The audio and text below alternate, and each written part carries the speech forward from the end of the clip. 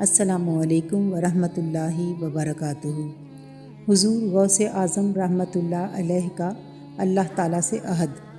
حضور غوث اعظم شیخ عبد القادر جیلانی رحمۃ اللہ علیہ نے فرمایا، مجھے باطنی طور پر کہا گیا کہ عبد القادر بغداد جاؤ اور لوگوں کو واعظ و نصیحت کرو۔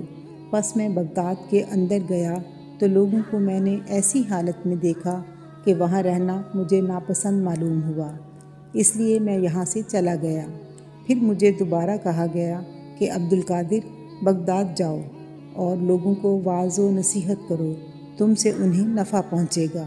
میں نے کہا، مجھے لوگوں سے کیا واسطہ، مجھے تو اپنی حفاظت کرنا ہے۔ تو مجھ سے کہا گیا کہ نہیں، تم جاؤ، تمہارا دین سلامت رہے گا۔